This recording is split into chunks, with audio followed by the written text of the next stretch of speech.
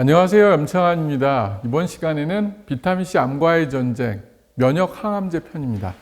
최근에 가장 이슈가 되고 많은 환자들에게 보편적으로 사용하고 있는 게 면역 항암제입니다. 그럼 이번 시간에는 면역 항암제에 대해서 말씀드리겠습니다.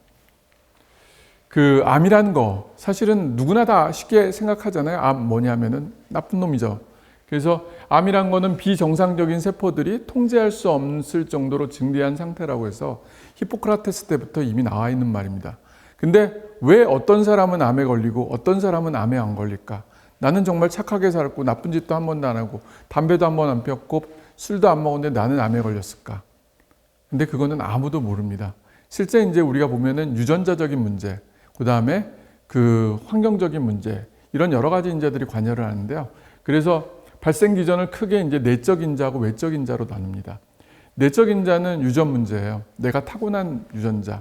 가족력 중에 부모님이라든지 가족 중에 암 환자가 많은 집안은 암이 발생하더라. 옛날에 연구 중에 보면은 그 집안에 암이 많으면 많이 발생한다고 하잖아요. 근데 그 집안에 태어난 아이를 태어날 때부터 딴 데로 아예 입양을 시켜버리면은 애는 또 발생을 안 한다. 그럼 뭘까? 유전적인 문제면 걔도 발생을 해야 되는데 발생을 안 하잖아요. 그거는 외부 인자가, 촉발 인자가 있어야만이 암이 발생한다는 거죠.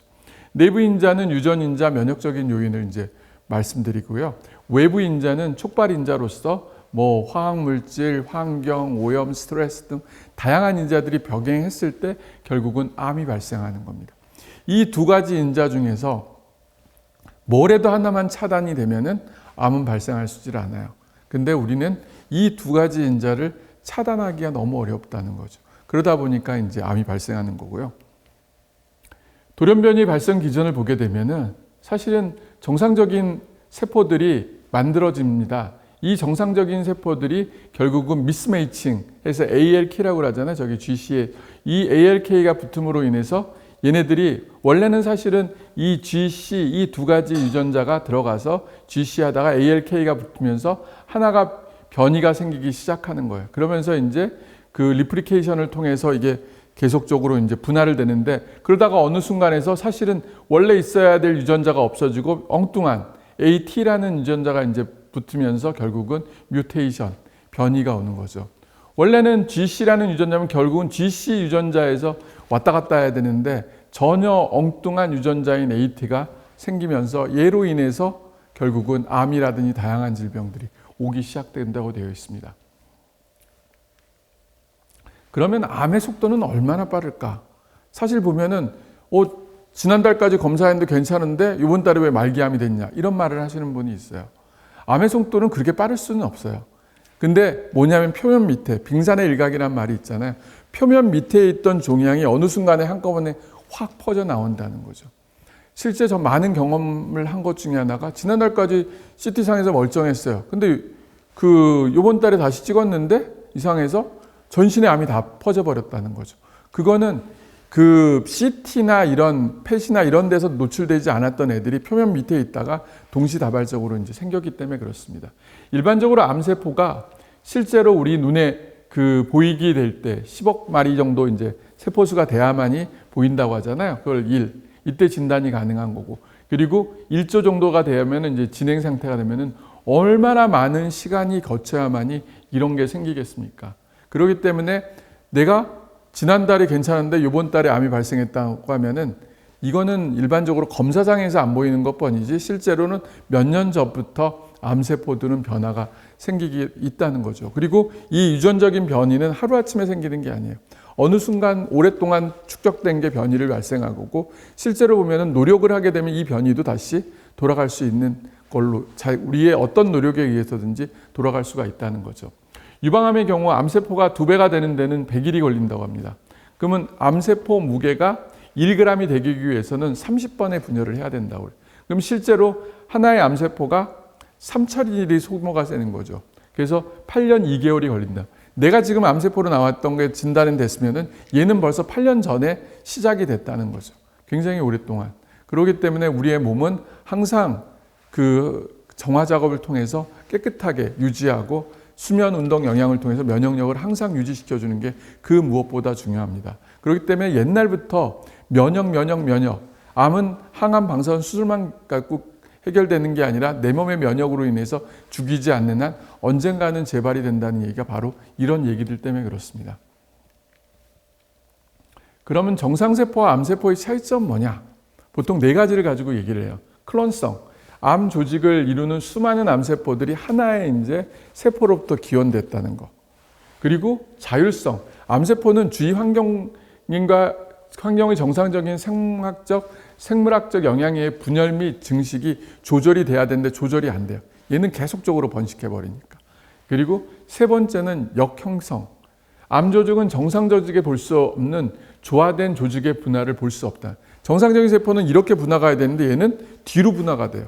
그렇기 때문에 미분화라는 얘기도 되고 정말 이상한 엉뚱한 애들이 이제 돼 있는 거. 그리고 네 번째 전이성입니다. 원바람이 간인데 암세포가 폐에서 발견돼. 그러면 이게 폐암이냐? 아니라는 거죠. 간암이 폐로 전이가 됐다. 실제 암 환자에서 이 전이성만 막아준다 하더라도 암으로 인한 사망률은 확 줄인다고 되어 있습니다. 근데 이 전이성을 못 막기 때문에 우리는 암으로부터 자유롭지가 못하는 거죠. 그래서 정상세포가 암세포로 가고 전이로 가면 갈수록 암들은 분할을 많이 됩니다. 그럼 왜 수술을 통해서 우리가 다 제거를 했어요. 근데 잔존암이 있을 것 같아서 항암 치료를 했어요. 그러면은 암이 깔끔하게 없어져야 되는데 왜 엉뚱해서 뇌에서 발견되고 폐에서 발견되고 이러냐. 그거는 이미 그 암이 진단될 때 폐나 뇌로 이미 가 있었다는 거죠. 근데 걔가 눈으로 나타날 때까지 시간이 오래 걸려서 그렇지 실제로는 그 전부터 이미 진행적인 과정들이 있다고 되어 있습니다. 그래서 우리는 꼭 수술이나 방사선, 항암만 가지고 모든 게 다 해결되는 게 아니라 면역을 키워서 어떻게든지 이 암세포를 면역세포로 죽이지 않는 한 언제든지 우리는 암으로부터 자유롭지가 못합니다. 그래서 암의 종류와 병기를 얘기할 때면 암의 종류는 그 시작하는 기시부위에서 간암, 폐암, 뇌종양 이런 식으로 하잖아요. 그게 바로 그 암의 종류고요. 암의 종류에 따라서 암종, 캔서라고 하고요. 육종, 살코마라는 표현을 하고 기타 종들이 있습니다. 피부암, 흑색종, 림프종 이런 것들이 있고요. 대부분의 암은 그 암종이라고 막을 싸고 있는 세포, 즉 피부와 같은 외부를 싸고 있는 세포막, 외막에서 기원하거나 유방부 기부한 이런 기관에서 주로 이제 나오는 세포를 얘기합니다. 그래서 암종이 한 90%를 차지하고 육종, 우리 몸을 지지하는 이제 그 조직인 골격계, 연골, 근육, 그 다음에 섬유조직, 지방조직 이런 데서 생기는 이제 암이 육종이라고 하는데 이거는 5% 정도이고 그리고 기타 종양들이 이제 5%를 차지한다고 되어 있습니다. 실제 그래서 대부분을 차지하는 게 이제 암종인데요. 병기를 나눌 때 연기, 1기, 2기, 3기로 나누는데 연기는 암 전구 단계, 그렇지만 암으로 갈 가능성이 있는 거를 말하고요. 그 다음에 1기라는 거는 암에 발생하는 단계로서 이제 보이는 거. 2기는 주위 조직을 침범하거나 림프절이 주위 림프절에 있는 경우. 3기는 림프절에 이미 진행되고 4기 같은 경우는 장기로 전이가 된 경우. 이런 경우들을 합니다. 기수가 높으면 높을수록 암의 예후는 나쁘고 치료 결과도 안 좋을 수밖에 없어요. 왜? 기수가 높으면 높을수록 암이 생긴 시간이 오래됐기 때문에 그래요. 그러면 이미 벌써 기초부터 튼튼하게 돼 있는 애기 때문에 얘네를 한순간에 무너지기는 정말 시간이 오래 걸린다는 거죠.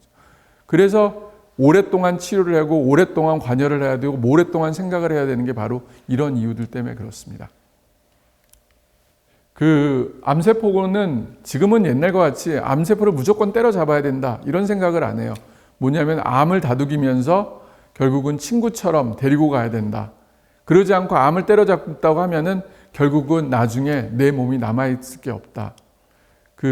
서울대 이제 유명한 교수님 중에 한 분께서 암에 걸리고 나서 암과 이제 더불어 살아가자, 친구처럼 대해라 이런 얘기를 하면서 나온 개념인데요. 실제 이 개념이 맞습니다. 옛날의 암 치료는 암을 무조건 죽이는데 포커스를 뒀다면은 지금의 암 치료는 암과 더불어 가는 치료법이에요. 그래서 제일 대표적인 게 표적항암제거든요. 암세포의 어떤 특정 유전자를 가지고 암세포를 이제 성장을 억제해 주는 거. 그래서 암세포의 두 가지 특성, 자가증식성, 침숙성 이 두 가지를 가지고 얘기를 하면은 실제 이제 기존의 암 치료는 자가증식에 초점을 두어 늘어나는 암세포를 모두 죽이는 치료법이에요. 그래서 공격적인 치료법이에요. 수술, 항암, 방사선. 그러다 보니까 나중에 암이 치료가 잘 됐어도 이 사람들이 정상적인 생활하기가 힘들어요. 후유증 때문에 고생을 너무 많이 하는 거죠. 그래서 치료 결과는 30%이고 나머지 또 그 치료가 실패하는 경우가 70%나 돼요. 그렇기 때문에 이게 정말 정답인가? 그거는 아니라는 거죠. 새로운 치료법은 말 그대로 침습성에 초점을 두고 있습니다. 그래서 얘를 죽이는 게 아니라 얘가 주의적 침범하는 거를 무조건 막는 데 초점을 두고 있죠. 그렇기 때문에 바이오마커를 찾고 그 바이오마커에 맞는 그 약들을 개발을 하고 있습니다. 그래서 바이오마커를 찾고 적절한 항암제 개발, 표적 항암제, 면역 항암제가 바로 이런 거고요. 또 하나는 암세포로 가는 공급원을 차단하는 치료법, 암 대사 치료라고 하잖아요. 대표적인 것 중에 하나가 비타민 C도 거기에 들어가고, 뭐 그 외에 이제 그 약물로서는 메폴민이라고 해갖고 당뇨약 같은 거, 그런 것들이 여기에 들어갑니다. 그리고 세 번째는 면역력을 증강시켜서 그 암세포를 죽이는 거. 그리고 그게 이제 면역 치료고요. 그리고 체력을 좋게 해주거나 암세포를 이제 얘가 정상세포가 면역세포가 얘 암세포를 죽이는 거를 막아주는 거를 차단해서 실질적으로 그 면역세포가 암세포를 죽일 수 있는 환경을 만들어주는 게 바로 면역치료입니다. 그리고 네 번째는 암이 싫어하는 거, 암세포가 싫어하는 거를 계속적으로 공급해줘서 암세포를 괴롭히는 열과 산소, 대표적인 게 고주파 온열 치료고 고압산소 치료인 거죠. 그래서 암세포의 특징에 따라서 옛날은 때려 죽이자는 개념보다는 지금은 침습성, 주의조직을 얘만 가만히 있으면 우리는 얘를 괴롭히지 않아. 근데 얘가 다른 데를 괴롭힐 것 같으면 걔를 차단하는 그런 치료법으로 간다는 거죠. 그래서 미래의 항암제는 고혈압, 당뇨처럼 억제해주는 약물요법으로 가지 않을까 하는 게 방법이고 실제로 그런 약들이 나와서 좋은 결과를 보고 있는 것도 사실입니다. 일부 환자분들은 사실은 싸워보기도 전에 항암 치료하기는 너무 고통스러우니까 나는 안 해. 그리고 자연치료에 의존해. 그러면서 이제 하는 분들이 계십니다. 그리고 운동 열심히 하고, 그리고 채소 많이 먹고, 그리고 산에서 살고. 근데 그런 분들이 좋아지는 경우는 별로 없어요. 어쩌다 한두 명 좋아질지 모르지만은 대부분의 사람들은 나빠지고 실제 많은 환자들이 악액질에 걸려서 결국은 치료 전쟁터에 나가보지도 못하고 싸우지도 못하고 나빠져서 돌아가시는 경우가 의외로 많습니다. 이 자연치유에 거는 기대는 사실은 사람의 약한 심리를 이용한 거예요. 그렇지만은 암 환자가 명확한 이유가 없이 호전되는 사람들이 있기 때문에 그 사람도 나한테 이제 적용되면 될 거라는 생각을 갖고 이제 많이 하고 있죠. 근데 그런 분들이 책을 쓰고 뭐하고 많은 그 자연치료 놨던 분들이 꼭 공통적으로 딱 하나 얘기하는 게 뭐냐? 비타민 주사를 맞아라. 그 얘기는 많이 합니다. 그리고 실제 저희 병원에 그 자연치료 하면서도 비타민 주사 맞으러 오는 분들이 또 의외로 있어요. 그 이유는 바로 그렇고요. 암 환자가 이제 자연치료에서 좋게 하는 기전을 크게 두 가지로 설명하는데 자연 소강이라고 그래요. 이거는 뭐냐? 암이 감소되는 경우. 그리고 자연치유, 암이 완전히 없어지는 경우. 근데 극히 드물다. 실제 그런 경우는 거의 없고 비교로는 보통 1000명 중에 1명, 10,000명 중에 1명 나올까 말까라고 이제 보통 얘기하고 있고요. 이유는 몰라요. 자연적으로 이 면역력이 좋아져서 된다고는 설명하고 있고요. 근데 기본적인 공통점은 세 가지가 있습니다. 수면, 운동, 영양. 잠을 잘 자고 운동을 하고 좋은 영양 상태를 유지하면은 암을 이길 수 있다고 되어 있습니다. 그리고 이 사람들의 공동적인 특징은 멘탈이 강해요. 정신력이. 그래서 이것 중에서 뭐래도 하나 내가 자신이 없는 분들은 사실 안 하는 게 좋고요. 그리고 위험 부담이 너무 크고 많은 환자들이 자연치료한다고 그 현대약 치료를 포기하고 했다가 나중에 대부분 후회를 하는 경우들이 의외로 많습니다. 그래서 저는 개인적으로 지금 치료약들이 너무 많기 때문에 그리고 계속 개발되기 때문에 자연치료 때문에 내 시간을 허비하는 것보다는 그냥 대학병원 치료를 받고 저희 병원 같은 2차 병원 와서 보조치료를 받아서 더 적극적으로 좋은 결과를 나올 수 있는 환경을 만드는 것을 추천합니다. 암의 성장은 이제 그 환자마다 달라요. 최근에 이제 어떤 유전자 검사하면서 그 유전자가 높으면 암의 성장이 많이 된다는 얘기를 많이 하잖아요. 그 공격성, KI67, P53, HER2 이런 것들이 높게 되면은 암의 재발이라든지 전이들이 자란다고 하고 그거를 억제하기 위해서 여러 가지 치료법들이 개발되고 있는 거죠. 그리고 환자의 저항성은 약화시키는 것 중에 제일 대표적인 건 잠을 못 자는 거. 잠을 못 자게 되면은 몸에 활성산소도 많아지고 면역력이 떨어져요. 그렇기 때문에 결국은 환자가 암과 싸울 수 있는 힘 자체가 없어요. 두 번째는 뭐냐? 악액질이에요. 본인이 식이요법을 해서 채소만 먹고 그러다 보니까 근육이 다 빠져요. 근육이 다 빠지면 결국은 지탱할 힘이 없어요. 그러면은 결국은 면역력이 떨어질 수밖에 없고 결국은 결과는 나빠질 수밖에 없다는 거죠. 그래서 이런 것들이 암의 속도를 증가시키는 이유 중에 하나라고 이제 보통 말을 하고 있습니다. 그리고 암 환자, 암의 성장에 관여하는 인자. 첫 번째는 나이예요. 나이 드신 보다는 젊은 사람들이 암이 빨리 진행합니다. 왜? 그건 세포 분화에 따라서 달라요. 그렇기 때문에 젊은 사람들은 세포 분화가 굉장히 빨라져요. 나이 드신 분들은 천천히. 그래서 젊은 사람 치료하고 나이 드신 분 치료하고는 치료 방법이 달라야 됩니다. 똑같은 항암제를 쓰더라도 젊은 사람들은 세게 쓸 수 있지만 나이가 많은 사람들은 용량을 줄여서 써야 돼요. 왜? 결과가 목적이 다르기 때문에 그래요. 젊은 사람들은 어떻게 보면은 완치 쪽이 강하고 나이가 너무 많으신 분들은 완치보다는 완화 쪽이 강한 경우들이 있어요. 왜? 젊은 사람처럼 세게 항암제를 쓰다 보면은 나이 드신 분이 버티지를 못하는 경우가 의외로 많습니다. 그래서 목적에 맞게 적절하게 하는데 나이에 따라서 그 이유가 되고요. 두 번째는 전신 상태예요. 체력이 되는 사람들은 거기에 맞게 충분한 약을 쓰지만은 체중이 나가고 체력이 안 되는 분들은 오히려 항암 치료를 연기하더라도 체력을 먼저 만들고 치료를 하는 게 맞다는 거죠. 왜? 체력이 안 되는 상황에서 약을 치료하다 보면 오히려 버티지를 못할 수가 있기 때문에 그렇습니다. 그리고 세 번째는 가족력이에요. 가족력이 있는 경우에 젊은 사람들의 젊은 사람들 암 발생률이 더 증가할 수가 있다고 되었습니다. 이런 이유들 때문에 내 상황에 맞는 치료 계획도 세워지지만은 거기에 맞는 조합으로 인해서 치료를 하는 게 좋습니다. 암 발생과 영양소 관계, 옛날부터 많이 나오죠. 활성산소가 암세포를 발생하니까 항산화제가 많은 음식들을 먹어야 된다. 맞는 말입니다. 활성산소는 처음 암세포, 전구물질부터, 발암물질부터 시작해서 전구 발암물질, 발암물질, DNA 손상, 종양생성, 종양성장 전이까지 어느 단계든지 다 여기에 대한 촉발인자로서 활성산소가 작용을 해요. 그럼 반대로 이 촉발인자를 막아주는 건 뭐냐? 바로 항산화제예요. 그리고 또 하나 중요한 팩터가 뭐냐면 바로 면역 자극입니다. 황산화제만 갖고는 이 활성산소를 잡아주지를 못해요. 결과적으로 내 몸에 있는 면역 반응을 증가시켜서 종양을 죽여주지 않고는 결국은 암으로 계속 갈 수밖에 없다는 거죠. 그래서 우리 몸은 많은 양의 과일과 채소, 곡물을 섭취하면은 그들로부터 없는 미량 원소들, 항산화 성분으로 인해서 암 발생을 막고 암을 억제해 줄 수가 있다고 되어 있습니다.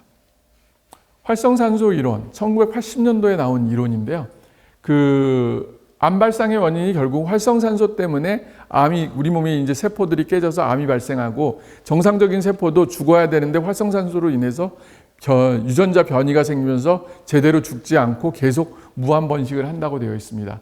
그럼 이 활성산소가 면역계 이상을 가져와 암세포에 대한 특이성과 비특이적 독성 반응을 억제해버린데 이 활성산소 조절만 잘해줘도 결국은 우리 몸은 면역력으로 암 발생을 막아줄 수가 있다고 되어 있습니다.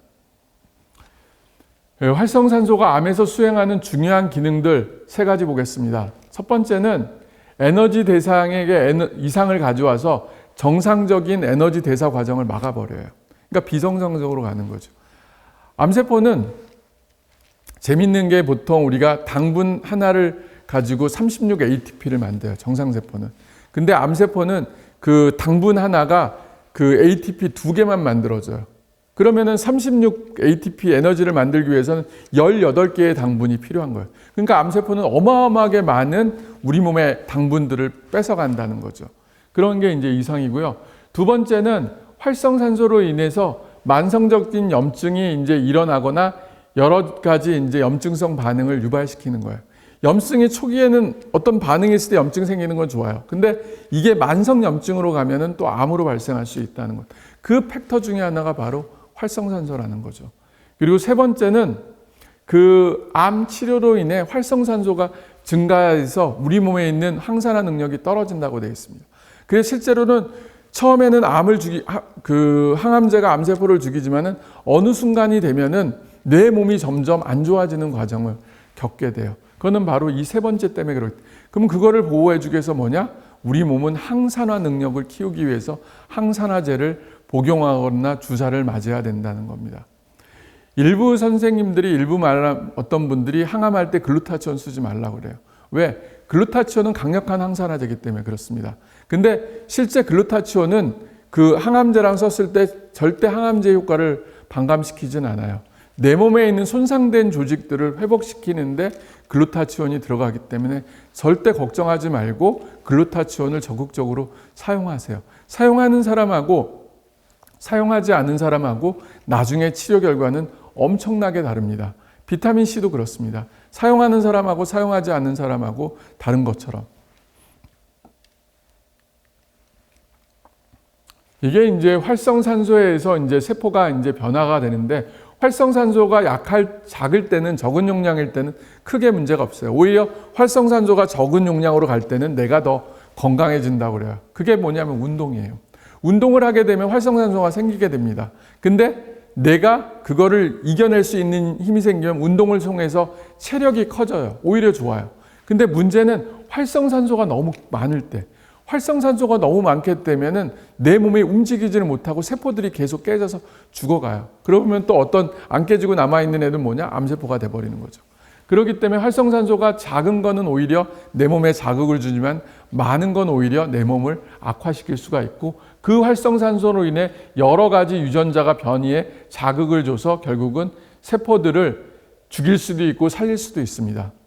죽이는 거는 그 암세포를 죽이는 좋은 방법이지만 정상세포를 죽여서 오히려 몸을 안 좋게 해줄 수 있고, 또 살리는 거는 그 암세포를 살려서 오히려 더 나쁘게 할 수도 있고, 그리고 정상세포는 오히려 죽이는 과정. 그러니까 이게 결국은 밸런스를 이루어야 되는데 어떤 유전자가 결국은 자극을 받느냐에 따라서 내 몸은 엄청난 변화를 줄 수 있다는 거죠.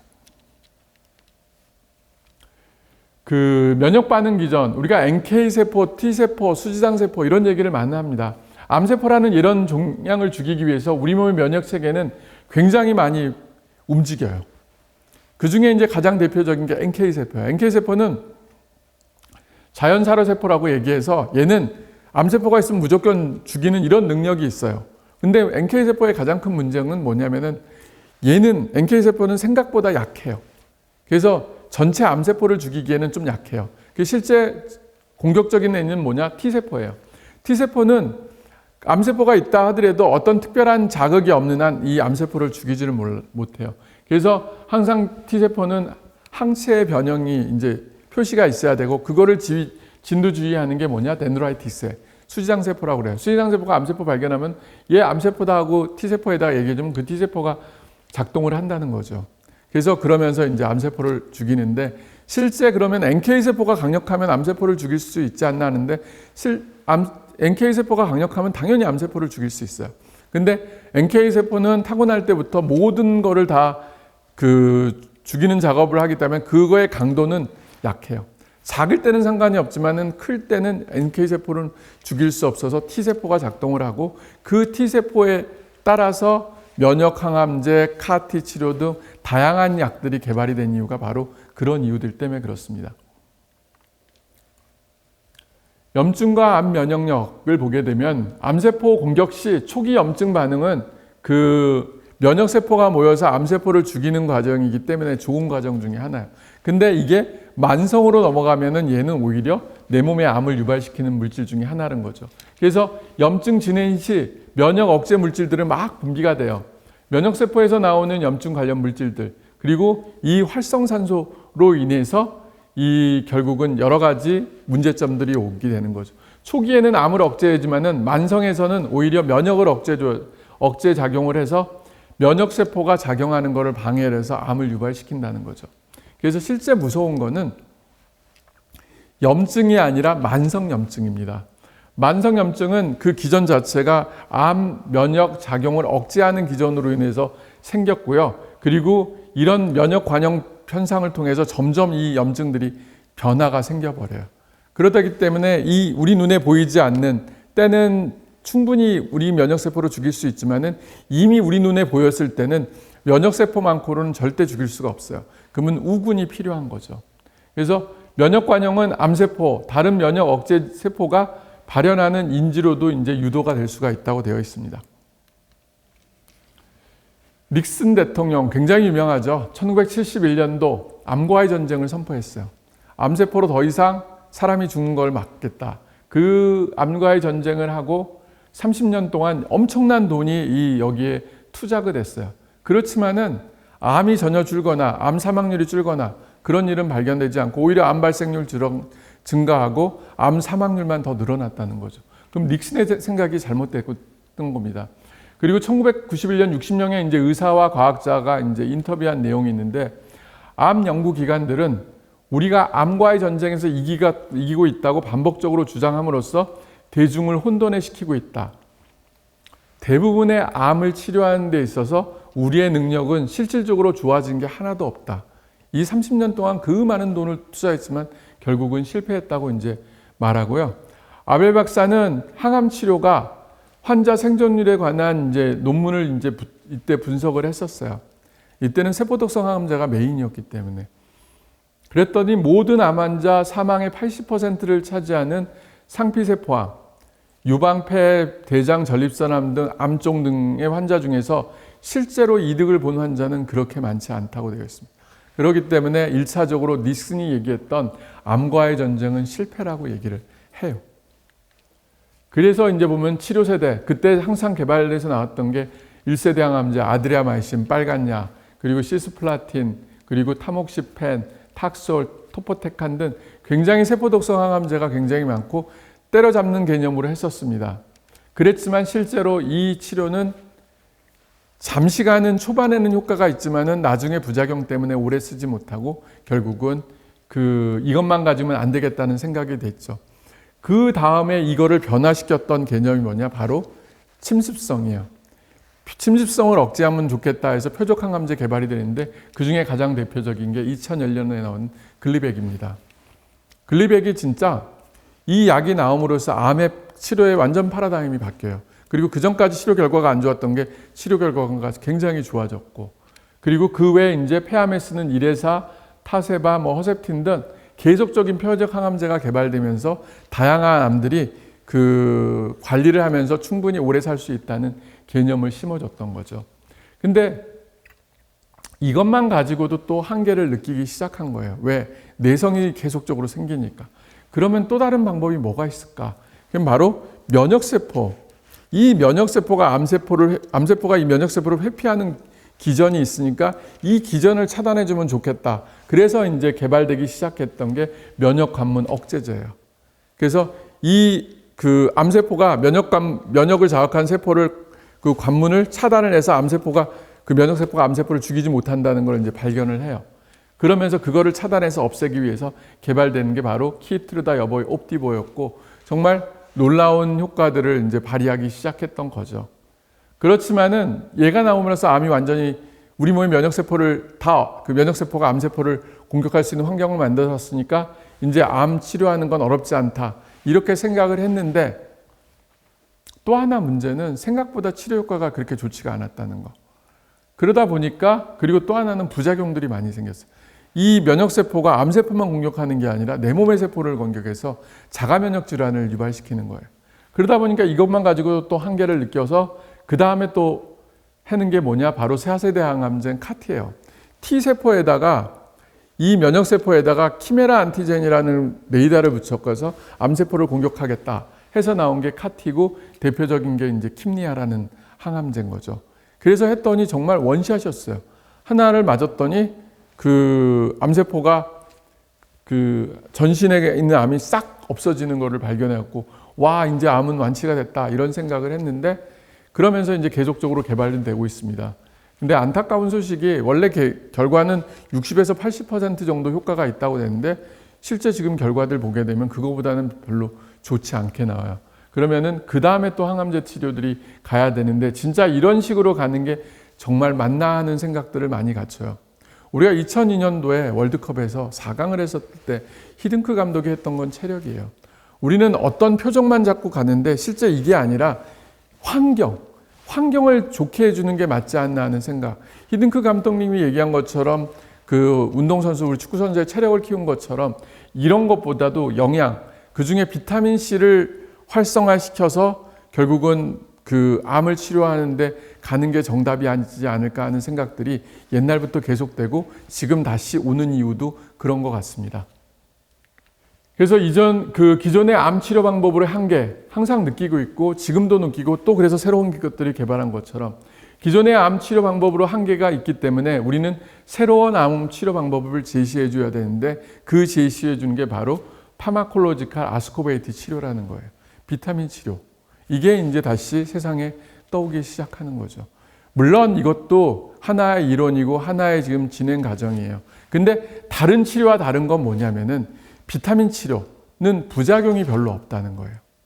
다른 치료는 치료 효과만큼 부작용이 세게 나와서 결국은 이거를 계속 해야 될까 하는 그런 의구심이 나지만은 비타민 C는 그렇지 않다는 거. 그렇기 때문에 오히려 진짜 그 새로운 치료 방법으로 제시될 수 있고 이게 성공을 한다고 하면은 인류의 암 치료에는 정말 큰 변화를 가져올 거라고 생각하고 있습니다. 암세포의 이제 회피, 그 면역 회피 반응이라고 해갖고 면역 회피는 암 특징 중에 하나예요.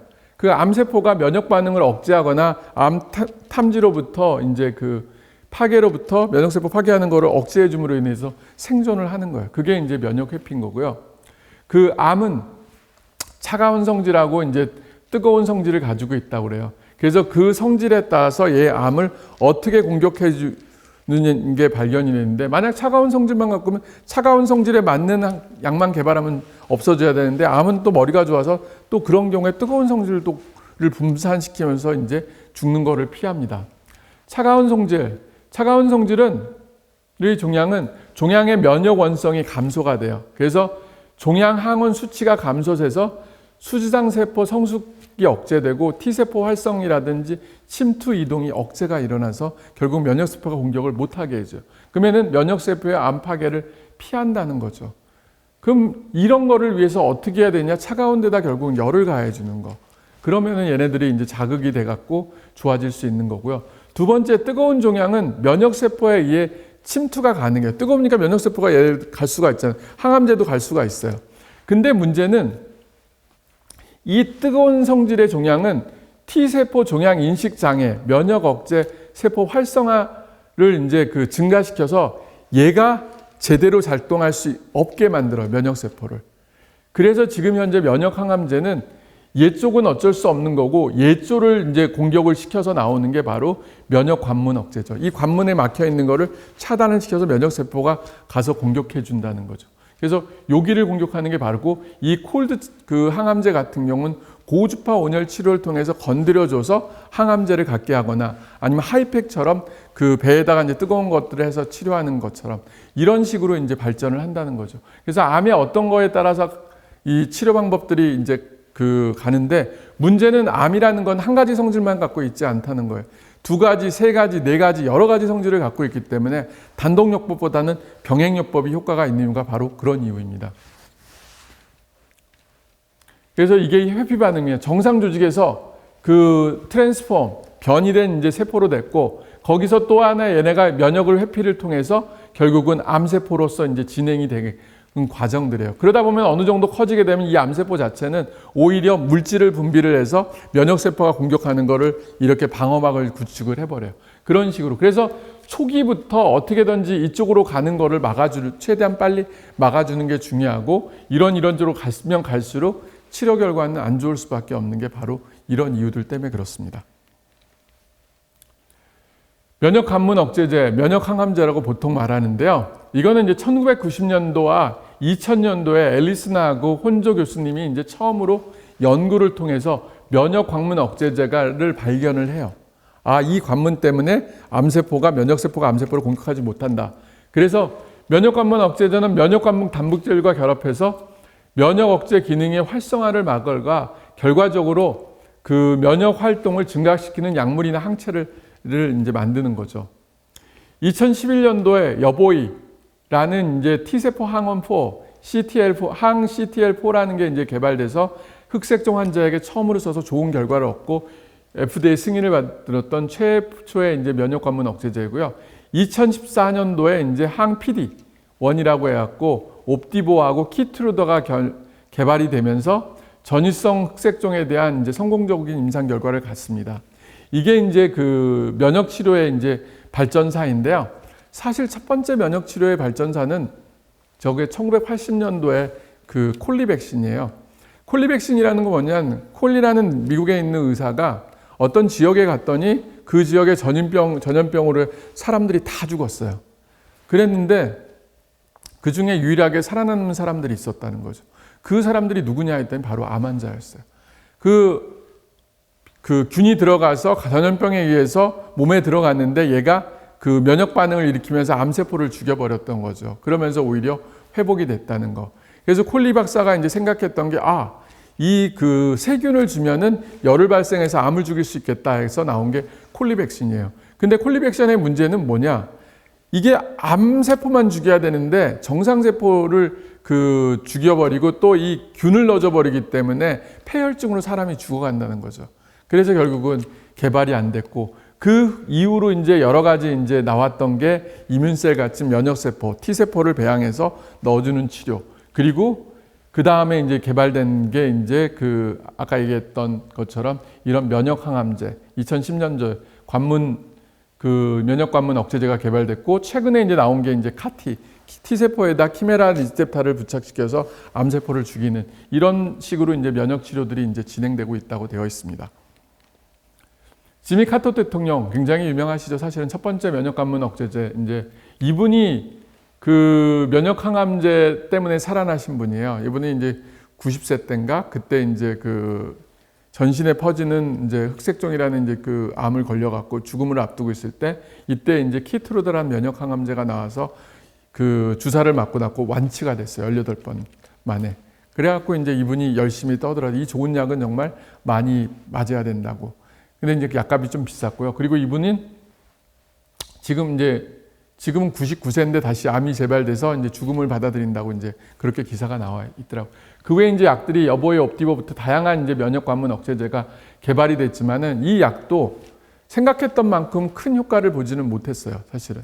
그렇지만은 하나의 무기로서 그리고 부작용이 사실은 자가면역 질환이 일생이 되지만은 주사 맞을 땐 그렇게 힘들지 않기 때문에 그 체력이 안 되는 사람들도 맞을 수 있는 게 바로 면역 항암제입니다. 그 다음에 이제 나온 게 바로 이 카티 치료. 여기에 나온 게 에밀리 화이트 헤드라는 이 조그만 여자인데 림프종이라는 애였죠. 근데 얘가 그 암에 걸리고 항암 치료하고 났는데 다 실패를 했어요. 그러다 보면 이제 죽기를 이제 얼마 안 나고 호스피스 케어를 받고 있을 때 이 부모님께서 그 카티 임상을 한다는 걸 알고 그 임상하는 교수한테 가서 설득을 했죠. 이 상황에서는 사실은 임상에 참여가 불가능해요. 근데 부모가 강경한 부탁으로 인해서 그 애한테 꼭 써달라고 어떤 문제가 생겨도 자기가 다 책임을 지겠다. 그래갖고 얘가 처음 그 카티 치료를 맞으네요. 그러면서 한 번에 암이 다 없어져 버렸어요. 그러면서 원샷 치료라는 게 나왔고 그리고 이렇게 건강하게 지금 잘 자라서 이제 홍보 모델 비슷하게 이제 나와 있는데요. 이 치료로 인해서 정말 꿈의 치료, 이 카티가 됐고 원래 이 치료는 한 번 치료고 그리고 치료약이 보통 5억 정도 돼요. 근데 최근에 우리나라에서 이제 의료보험 적용이 됐기 때문에 보통 이제 500만 원 정도 된 걸로 알고 있습니다. 그리고 많은 분들이 좀 치료받고 나서 좋은데 예상했던 것보단 결과가 조금 안 좋게 나와서 그게 좀 안타깝긴 하지만은 그래도 좋은 암 치료 중에 하나라고 이제 생각되고 있고요. 그 다음에 나오는 게 이제 이뮨셀 치료. 이뮨셀은 오래전에 이제 개발됐고 2005년도에 우리나라에 임상을 했는데 임상이 성공을 해갖고 지금 나와 있는 면역세포 치료 중에 하나고요. 얘는 피를 뽑아갖고 T세포를 2주 동안 배양해서 다시 넣어주는 거예요. 면역세포 하나가 암세포 하나를 죽이기 때문에 앞에 개발됐던 약보다는 치료 효과는 떨어져요. 그렇지만은 부작용이 좀 적고 그리고 두 번째는 이 그 재발 방지 목적으로 쓸 때는 그 어떤 치료보다 좋다는 거. 그렇게 되어 있습니다. 이거는 그 간암 환자한테 썼던 그 서울대 병원에서 한 군은 이뮨셀을 썼고 수술하고 나서 한 군은 안 썼을 때 이뮨셀을 썼을 때가 그 2배 정도 서바이벌이 더 좋아졌다는 결과를 논문 2015년에 발표를 했습니다. 그래서 이제 치료를 하고 있고요. 그러면은 비타민 C와 면역 항암제는 어떤 효과를 가지고 있을까? 근데 앞서 얘기한 것처럼 비타민 C, 우리가 보통 말하는 백혈구나 이런 데는 비타민 C가 있고 없고에 따라서 면역성의 차이가 크게 달라져요. 그렇기 때문에 이 면역 치료와 비타민 C는 뗄래야 뗄 수 없는 좋은 관계라는 거죠. 면역 관문 억제제는 흑색종 이외에도 다양한 종양에 이제 사용을 했는데 일부 효과를 보지만은 치료 효과 한계하고 부작용 등으로 인해서 걱정이 되게 많아요. 실제 면역 항암제 맞고 나서 부작용 때문에 고생한 사람들 정말 저도 의외로 많이 봤습니다. 그러면은 이 면역 관문 억제제, 면역 항암제의 치료 효과를 올리기 위해서 어떤 새로운 치료법들이 계속 제시가 되고 있습니다. 그 중에 하나가 요새 최근에 이제 마이크로바이옴이라 갖고 뭐 장내 세균을 이용해서 하겠다는 치료법들이 연구들이 많이 하고 있지만은 저는 그거보다 더 좋은 게 뭐냐, 바로 비타민 C라고 생각해요. 그거는 바로 파마콜로지컬 아스코베이트라는 용어가 나온 것처럼 비타민 C 주사를 통해서 혈중 농도를 충분히 유지가 된다고 하면은 이 면역 항암제가 잘 발생할 수 있는 기전, 환경을 만들어주고 그리고 면역 항암제로 생길 수 있는 부작용을 막아줄 수 있다는 거죠.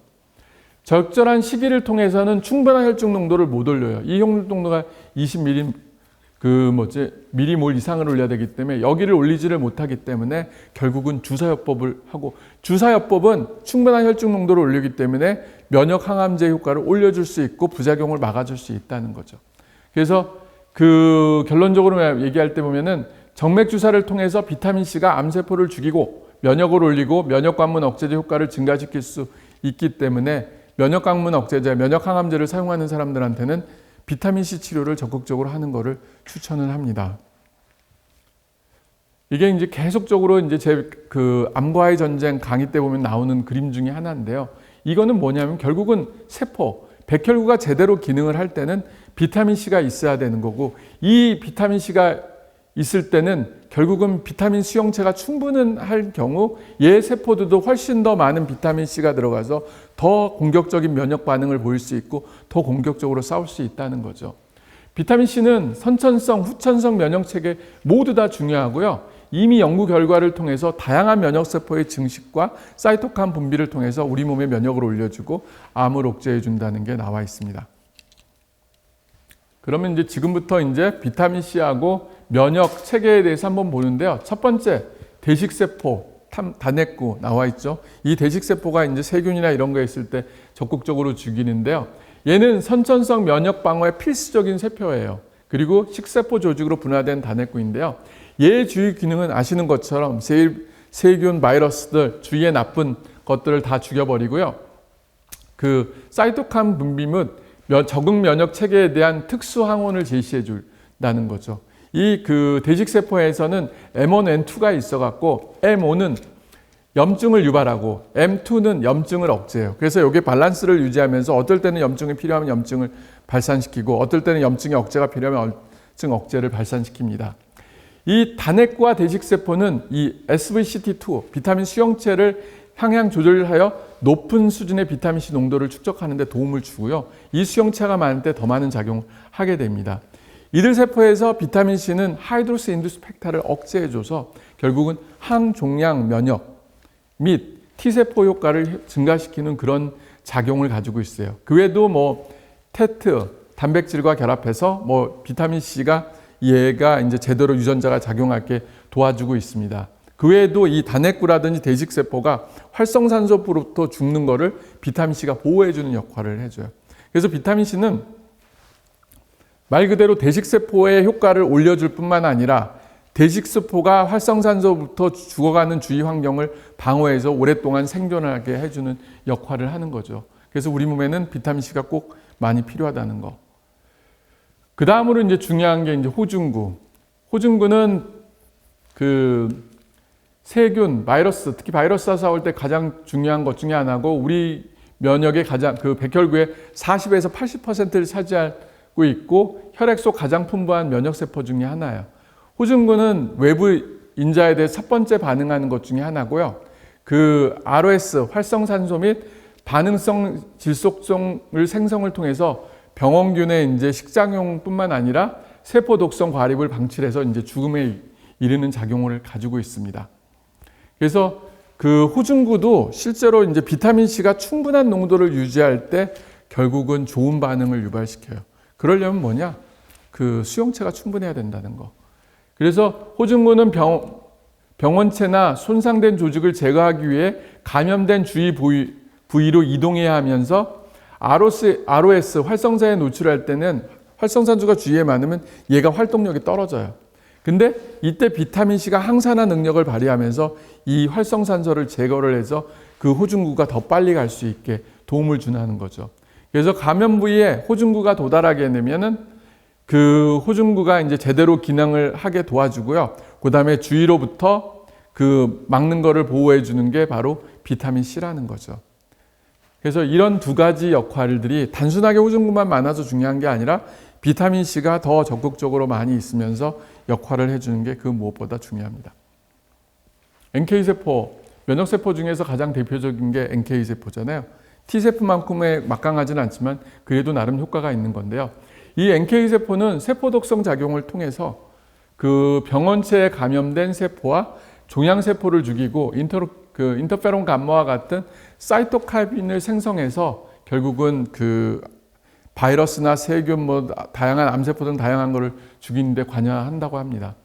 만약 NK세포가 낮아지면은 면역력이 떨어지기 때문에 암세포에 대해서 취약한 건 맞아요.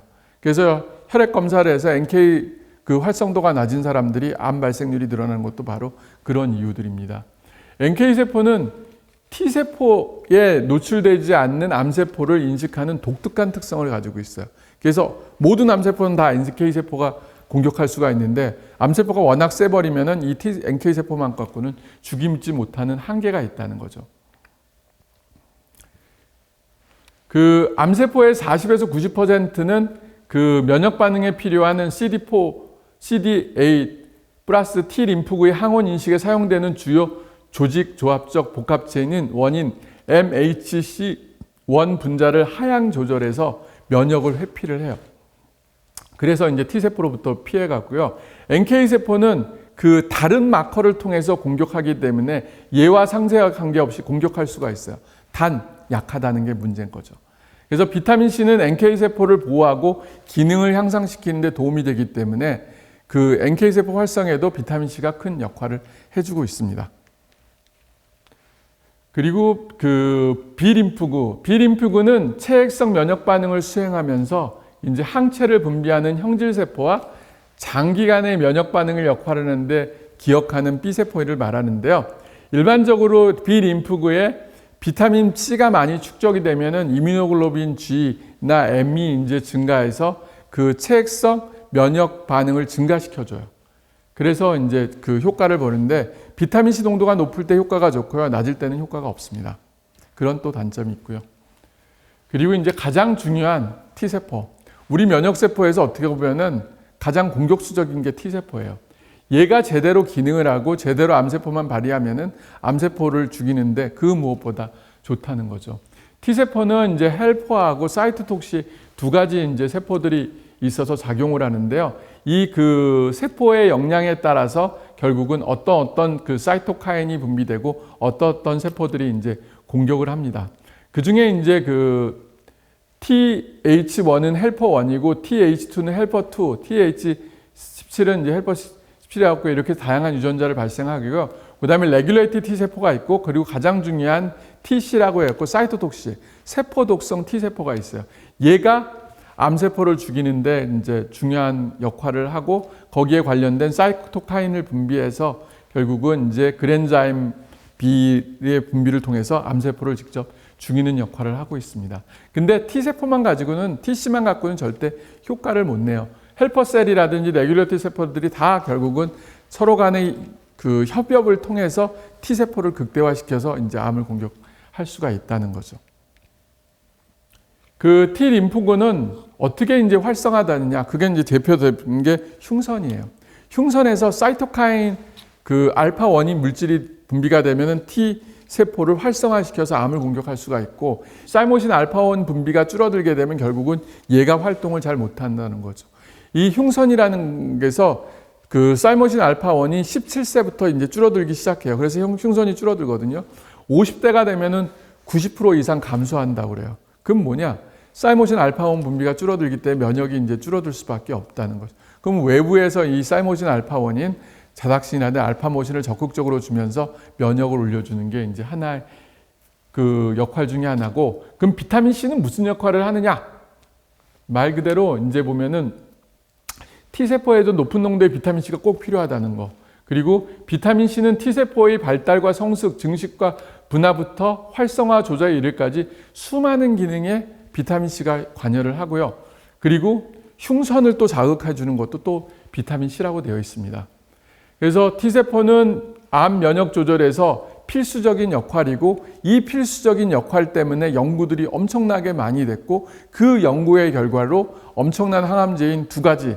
첫 번째, T세포에는 PD-1하고 CTL4를 표적으로 하는 면역 관문 억제제인 키트루다 여보의 옵티보라는 항암제가 개발이 됐고, 그리고 두 번째, T림프구의 주요 살상 역할로 인해서 카티, T세포의 키메라 안티젠 리셉터를 결합시킨 킴리에를 포함한 카티 치료법들이 개발이 됐다는 거죠.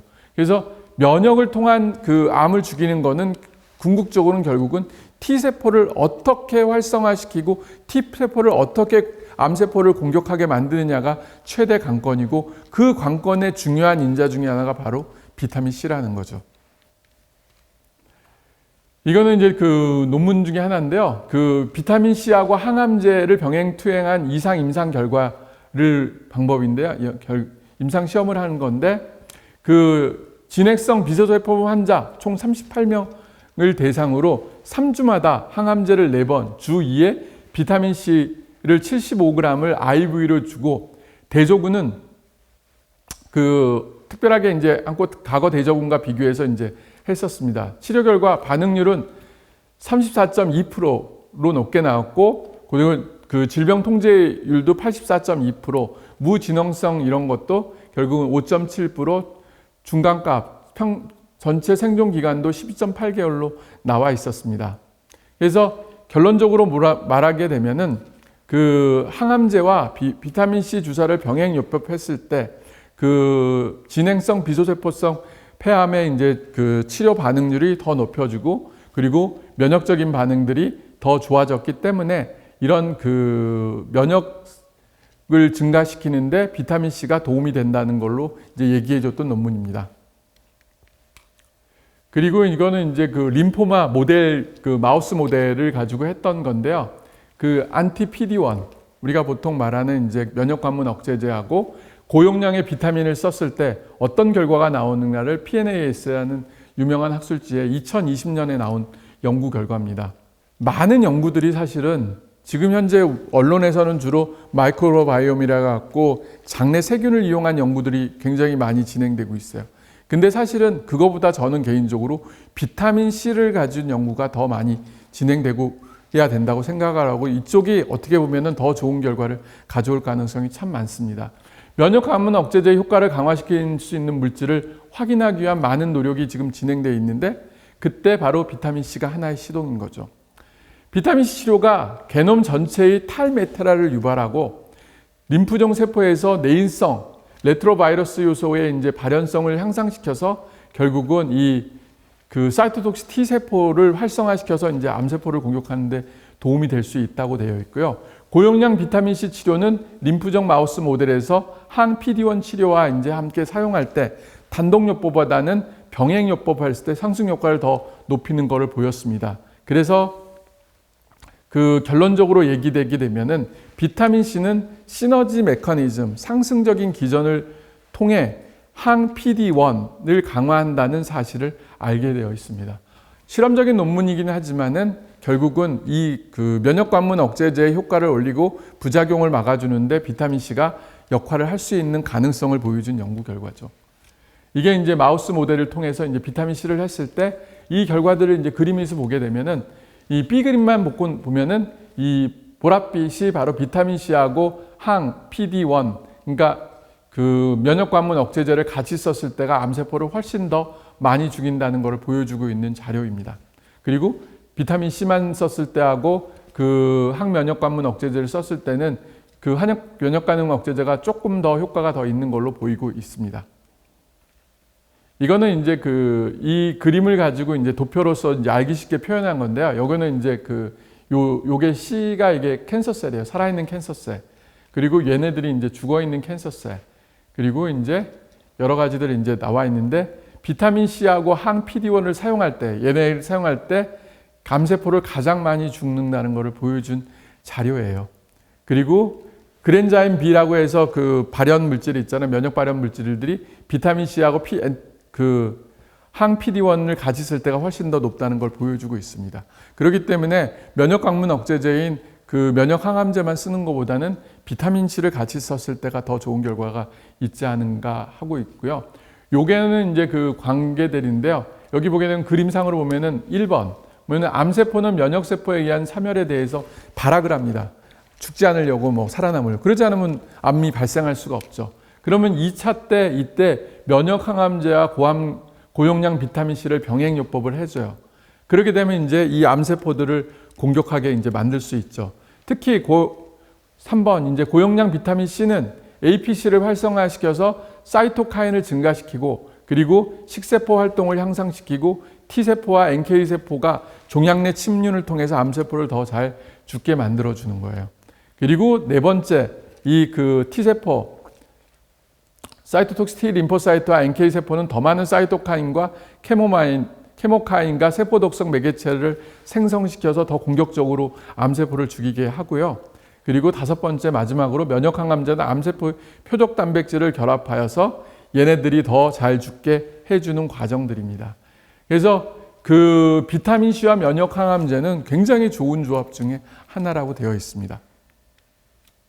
이거는 이제 또 하나의 논문이고, 2023년도에 나온 셀지라는 이제 학술지에 나온 연구 결과인데요.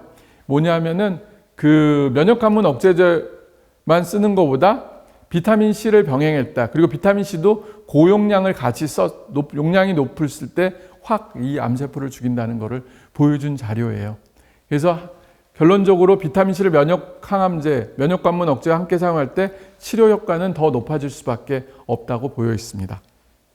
요게 이제 실험 과정인데요. 마우스에다가 종양세포를 넣어갖고 결국은 컨트롤 그분, 안티 PD-1, 그 다음에 아스코베이트, 그 다음에 컨비네이션 해서 이제 암세포를 죽이는 기전인데, 컨비네이션, PD-1하고 아스코베이트를 썼을 때가 가장 잘 죽는다는 걸 보여준 자료예요. 그래서 어떻게 보면은 비타민 C가 지금은 사람들한테 그냥 영양제로만 평가를 받고 있지만은, 실제 파마콜로지 아스코베이트라는 건 영양제가 개념이 아니라 치료제라는 개념이에요.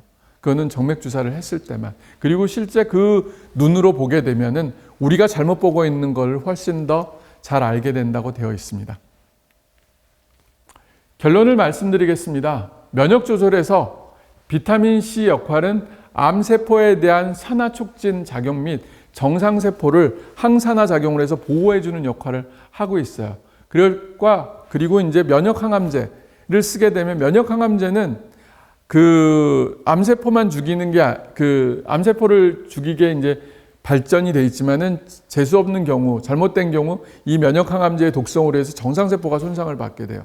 근데 이 비타민 C를 쓰게 되면은 면역항암제의 암세포 작용은 향상시키고, 그로 인한 부작용인 자가면역 질환 발생을 감소시켜주기 때문에 병용요법 하는 것을 좋게 생각하고 있고요.